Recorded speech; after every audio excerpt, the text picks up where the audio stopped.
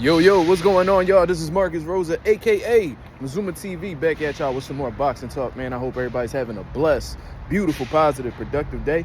I'm just chilling, enjoying this beautiful Philadelphia weather right now on my break, man. I had to reach out to the people. I had to reach out to the nation. I had to reach out to the mob because I really wanted to get into this conversation right here, man.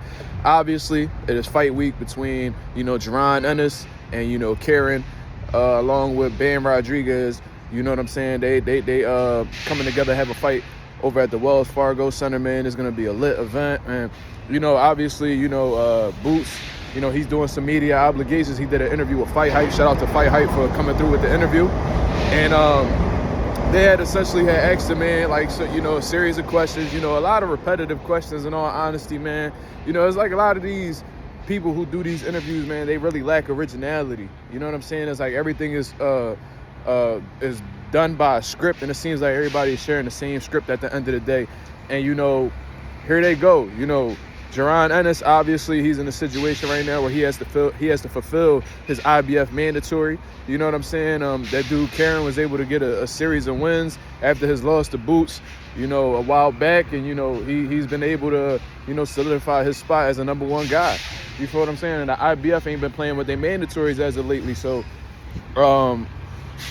it's a fight that a lot of fans don't really want to see, in all honesty, because they don't really feel like Karen has what it takes to make the adjustments necessary to defeat somebody as well-rounded, as dominant, as special as Jaron Ennis. You feel what I'm saying? And I understand that. You know what I'm saying? So, of course, a lot of these media outlets, they're not going to be asking questions about Karen, in all honesty, because a lot of people already had a preconceived notion that this is going to be another victory for Jaron Ennis. So they go on to talk about, a possible fight between Jaron Ennis and Terence Crawford. Terence Crawford, 4-division world champion, just came off of a decision victory against Israel Madrimov. And, Terence Crawford, he has yet to make a decision on who he's going to fight next. And being that Boots is about to fight somebody and may possibly move up to 54 next if he doesn't get a unification opportunity, they was asking about Boots possibly fighting Terence Crawford. And, I guess Jaron Ennis is fed up, man. He's fed up with the questions about Terence Crawford, in all honesty. And he just goes on to say, next question. You feel what I'm saying? Next question. And a lot of people I seen in the comments were really questioning why Boots was taking this approach. And, if you really did your research, if you were just thinking logically, you would see why that Jaron Ennis doesn't want to answer no questions about Terence Crawford. Obviously, since Terence Crawford was at 147 pounds, Jaron Ennis was optimistic about making the fight happen. I had Bomac on my channel, and he told me dead to my face. He told me dead in front of my audience that Jaron Ennis doesn't bring anything to the table. I heard Terence Crawford say the same thing and say that he had bigger fish to fry. You feel what I'm saying? That fight don't really make sense to him, all this other stuff. You feel what I'm saying? So,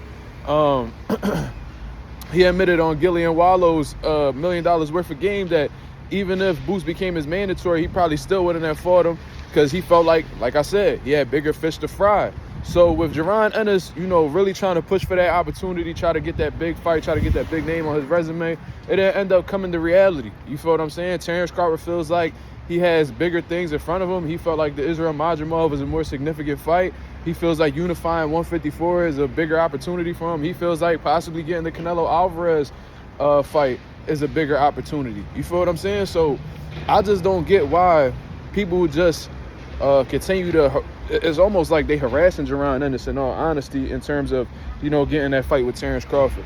You feel what I'm saying? Terence Crawford is the A side when it comes to possibly facing Jaron Ennis. I think that we can all agree with that, right? So with you being the A side, it is your obligation as a fighter to offer the fight to Jaron Ennis. Why are people acting like Jaron Ennis is the A side that could actually come to the table with a deal that that could make a fight happen with Terence Crawford? It's all in Terence Crawford's hands at the end of the day. It's all in his hands to make the fight happen if that were even a possibility. But he's letting you know time and time again that he's not interested in the Jaron Ennis fight. So I feel like the media as a whole needs to let it go. I feel like boxing fans as a whole need to let it go. Jaron Ennis wants to become undisputed at 147 pounds. He wants to fight Stanionis. He wants to fight Barrios. He wants to fight Brian Norman. He's made it really clear that's what his mission is. And you know, moving forward, this shouldn't be a relevant topic anymore, man. So moving forward, this is going to be the last video that I make about Jaron Ennis and Terence Crawford, you know, associating their names in the same video, because in all honesty, man, it is very frustrating, especially looking at things from Jaron Ennis' side, to, you know, be constantly talked to about a fight that, you know, the dude isn't even optimistic about making happen with you. It's not like, you know, Terence Crawford like, yeah, we gonna make this fight happen. Yeah, that's the fight that's next. You know, it wasn't like the Terence Crawford and Earl Spence situation. You feel what I mean? Because if it was, then, you know, it'd be a worthy conversation. However, considering the fact that both of these guys, well, Boots wants to fight, but considering the fight that Terence Crawford feels like he has bigger things on his agenda, he has bigger things on his board to attack, then, you know what I'm saying? I feel like everybody just need to let it go, bro. Let it go.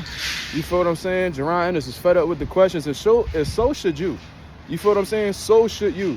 You should be just as fed up with the questions as Jaron Ennis is, and, you know, just respect these dudes, climb to the top. You feel what I'm saying? Terence Crawford, he's a first ballot Hall of Famer, no doubt about it, one of the greatest of this era, and he's still looking to accomplish big things, so support him on, you know, his journey to becoming undisputed at 54 or getting a possible Canelo fight. You know, Jaron Ennis, he's a young dude on the come up right now, still trying to solidify himself and becoming the top pound-for-pound fighter of the world. You know, he's looking to become undisputed at 147, support his way up to the top, or at least his attempts to become, you know, amongst the best. You feel what I mean? And just keep it like that. You feel what I'm saying? That's all I really wanted to speak about, man. I had people asking me, and, you know, it's becoming repetitive at this point. You know what I'm saying? And, you know, it's not even a conversation that really intrigues me anymore. Doesn't really get me excited, because I just know the reality of the situation is it's not really a strong likelihood that the fight is going to happen. You feel what I'm saying? So y'all let me know what y'all think about this. This is MarkMazuma TV. Thank you very much for tuning in. I'm out of here, man. Peace.